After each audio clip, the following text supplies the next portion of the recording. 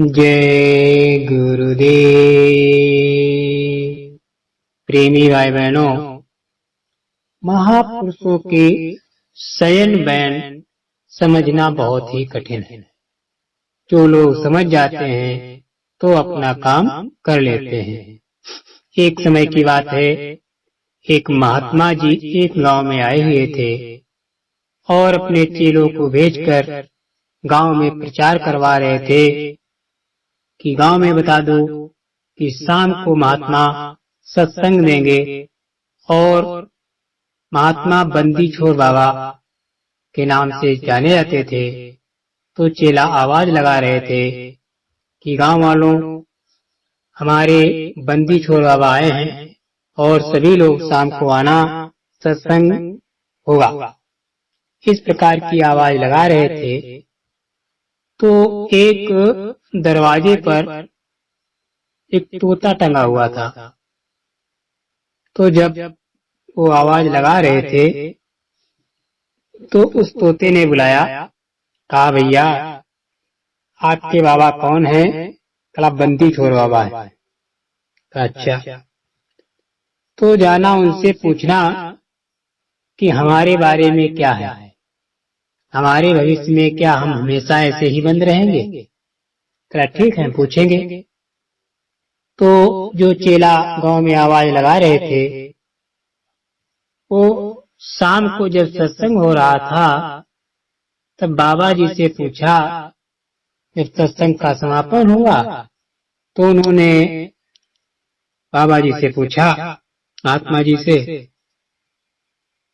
कि गुरुजी एक द्वारे पर तोता पिंजरे में बंद है और टंगा है, वो हमसे पूछ रहा था कि अपने बाबा से कहना, गुरु से कहना कि हमारे बारे में कुछ है कि हम आजाद होंगे कि ऐसे ही रहेंगे।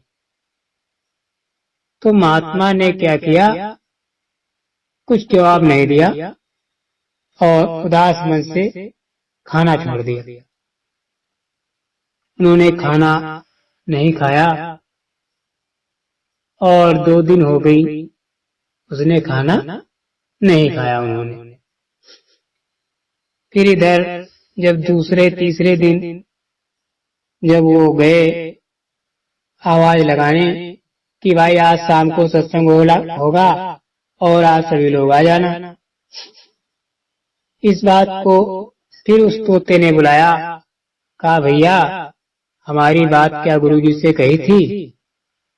तो उन्होंने कहा, अरे तोते तेरी बात क्या कह दी, महात्मा ने तो खाना छोड़ दिया।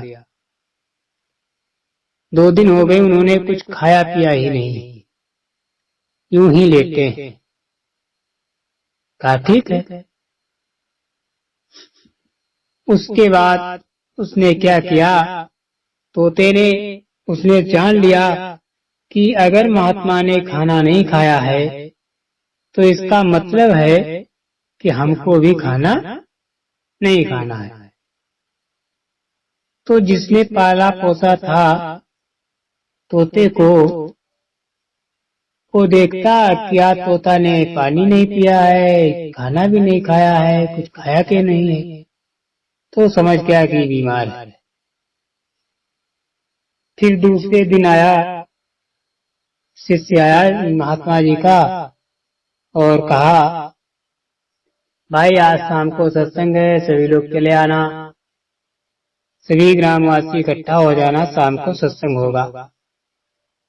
तो तोते ने फिर बुलाया, कहा भैया हमारे बारे में गुरु महाराज से पूछ लेना।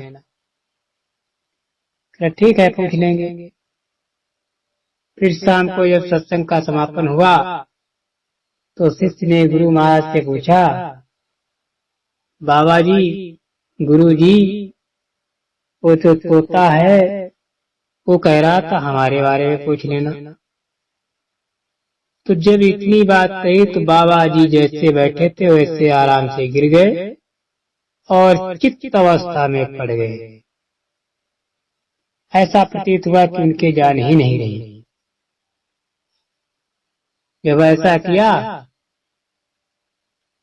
तो उसके बाद तीसरे चौथे दिन फिर वही शिष्य गांव में ढिढोरा पीट रहे थे कि भाई आज शाम को सत्संग होगा, सभी लोग सवारे चले आए, अपने अपने निचकारी कर करके और जल्दी से जल्दी वहां पर आ जाना, हमारे गुरुजी सत्संग देंगे।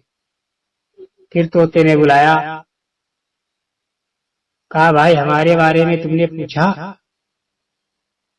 कहा तुम्हारे बारे में पूछना तो गजब की बात ये हो गई, पहली बार पूछा तो महात्मा ने खाना छोड़ दिया, अब की बार पूछा तो महात्मा जी चित्त पड़ गए, ऐसा प्रतीत होता था कि उनकी जान ही नहीं रही। तोते ने कहा मैं समझ गया। उसके बाद जब वो शिष्य चले गए तो तोते ने क्या किया, सुबह वही 4 बजे अपना सांप को साध लिया।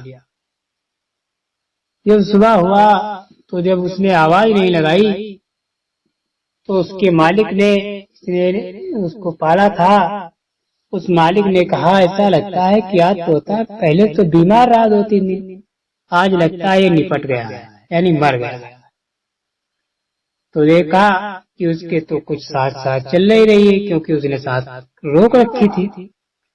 इसलिए उसने क्या किया, उसका पिंजरे का ढक्कन खोला और ज्यों ही ढक्कन खोला त्यों ही तोता फुर से उड़ गया। जब तोता उड़ गया तो महात्मा के दर्शन किए, महात्मा के चरणों में गया और उस शिष्य को देखा तो तोता भी मुस्कुराया और महात्मा भी मुस्कुराए। तोता आसमान की सैर करता हुआ चला गया। इधर शिष्य ने गुरु महाराज से पूछा, गुरु जी ये बताइए आप भी हंसे तोता भी हंसा, इसका राज क्या है?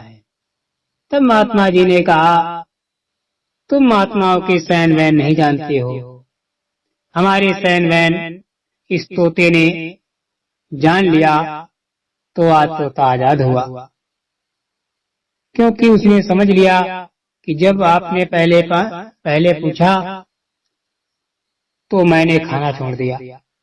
ठीक यही उस तोते ने किया, और जब तीसरे दिन आपने पूछा तो मैं चित्त लेट गया, यही उस तोते ने किया। क्योंकि आप सोच रहे थे कि हमारे गुरु महाराज के प्राण चले गए, इसी प्रकार से उस मालिक ने पूछा कि आज तोता बोला नहीं है और 2 दिन से बीमार था, लगता है ये भी निपट गया। इसलिए उसको ले जाकर के उसकी खिड़की खोली और ज्यों ही बाहर किया त्यों ही वो फुर से उड़ गया। इसीलिए प्रेमी भाई बहनों, महात्माओं के सैन वैन कोई नहीं जानता, और जो जान जाता है इसी तोते की तरह से आजाद हो जाता है। जय गुरुदेव।